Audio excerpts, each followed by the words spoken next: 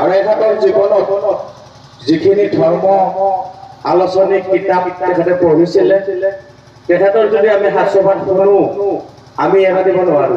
আজি এখেতৰ এটা পাঠ আছিলে লংকা চুবুৰীত, এই পাঠটো ৰাইজে এৰি নিদিয়ে।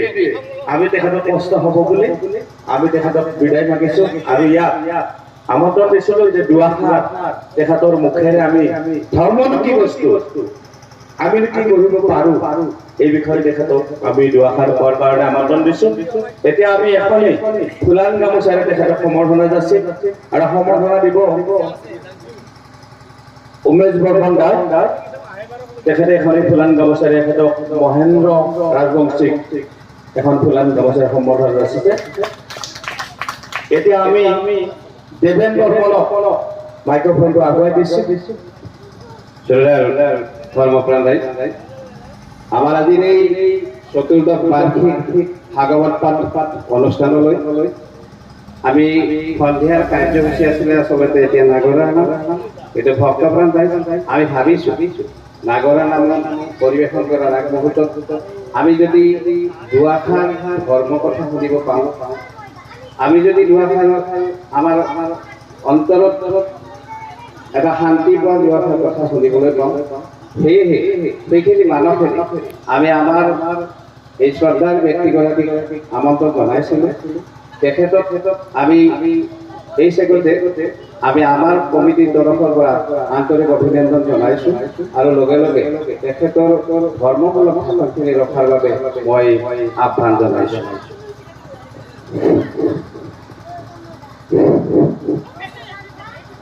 মাননীয় স্থানীয় সমাজৰ সভাপতি প্ৰমুখ্যে কৰ্মীকৰ্তাসকল, আজি যুগৰ পৰম্পৰা ৰঙালী বিহু।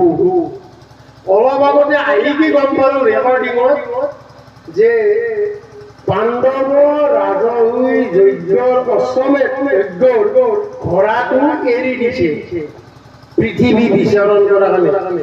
এই কথাখিনি আমি 15 মিনিট সময় ইয়াৰ পৰা যথাস্থানলৈ আমি যাব লাগিব। কাৰণ কিয় এখন মায়াৰ সংহাৰ আছে সকলোৰে। আজি হঠাৎ এই প্ৰগ্ৰেমটো শুনিলোঁ। সময় বাজিছে 6:30 সময় হৈছে, আমি বৰ বেছি 7টা দেৰি কৰিছোঁ। এতিয়া কথা হ'ল কি, ৰঙালী বিহু বিহু আমাৰ অসমীয়া জনজীৱনৰ 3টা, সকলোৱে জানে ৰঙালী, কঙালী, ভোগালী। গতিকে এই 3টা বিহু অসমীয়া জাতিৰ যুগমীয়া কীৰ্তি হিচাপে জগতগুৰু শংকৰদেৱ ইয়াক স্বীকৃতি দিছে। কিয়নো আমি বহুত শ্ৰম কৰি, খেতিয়কে খেতি কৰি, চাকৰিয়ালে চাকৰি কৰি, ল'ৰা ছোৱালীবিলাকে শিক্ষা অধ্যয়ন কৰি এটা নিৰ্দিষ্ট সময়ত সকলোৱে এখন নিৰ্দিষ্ট স্থানত সমবেত হয়। নামঘৰে হওক বা ৰভাতলিয়ে হওক বা যিয়ে নহওক, তাতে আনন্দৰ ভোটবিলাক প্ৰকাশ কৰে। এতিয়া কথা হ'ল আনন্দৰ প্ৰতীক কি বস্তু? ধৰ্মীয় সংস্কৃতিৰ পৰম্পৰা মতে আনন্দ সংস্কৃতিৰ প্ৰথম বস্তু হৈছে ভগৱন্তৰ প্ৰেম। প্ৰেমটো এনেকুৱাকৈ তেওঁ দেখুৱাইছে জগতত যে আমি নিস্বাৰ্থভাৱে আমি আনক ভাল পাব লাগে।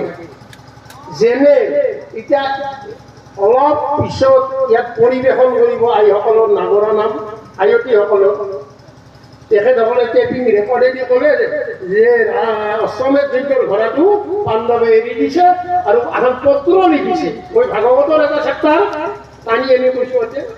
পত্ৰখনত লিখিছে যে পাণ্ডৱৰ ঘোঁৰাই যদি কোনোবা ৰজা মহাৰজাই অৱৰোধ কৰিব পাৰে কৰি দেখুওৱা, আমি সত্যক আশ্ৰয় কৰি তাৰে পৰিৱৰ্তে আমি চেলেঞ্জ কৰিম, তাৰমানে প্ৰতিযোগিতা কৰি ঘোঁৰাটো মোকলাই আনিম। যদি ঘোঁৰাৰ পণ আছিল, ভগৱান কৃষ্ণৰ ইংগিত মতে ঘোঁৰাটো বিশ্ব ব্ৰহ্মাণ্ড ঘূৰি ঘূৰি ঘূৰি গ'ল। ঘূৰি অহাৰ পিছত সেই ঘোঁৰাটোৰ তেজটো যজ্ঞত আহুতি দিব আৰু পাণ্ডৱক বিশ্বৰ ভিতৰত দাপৰৰ শেষত ডাঙৰ ৰজা বুলি তাতে স্বীকৃতি প্ৰদান কৰিব কৃষ্ণই। তাৰ ফৰ্মুলা আছিল এইখিনি। কিন্তু কালৰ হাতত ঘোঁৰা এৰি দিলে।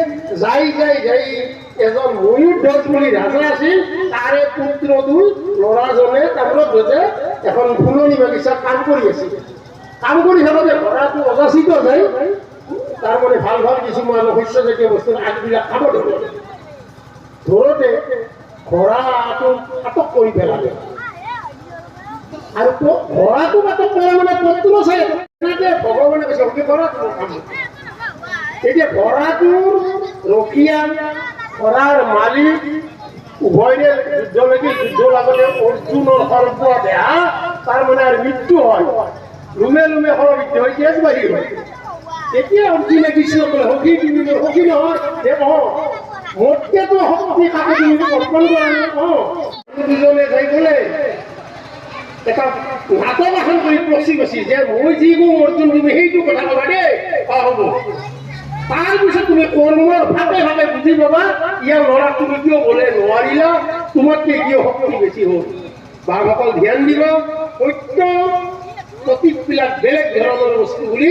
বিশ্বৰ ধৰণৰ স্থিতি হৈছে আধ্যাত্মিক দিশবিলাক বেলেগ শব্দৰে বিভূষিত হৈছে কওকচোন যে ৰাজা আপুনি অনুমতি দিয়ে মোৰ কথাখিনি ক'ব পাৰোঁনে পাৰিম যদি মোক মৃত্যুদণ্ড দিয়ে না কথা যে মোৰ বুঢ়া বয়সত এটা ল'ৰা আছিল মই পৰ্বতৰ কাণে কাণে তাক আজি বিয়া কৰাব লৈ আহিছিল তেতিয়া বহু ৰজা সিংহই লাগ পাই ল'ৰাটো খাই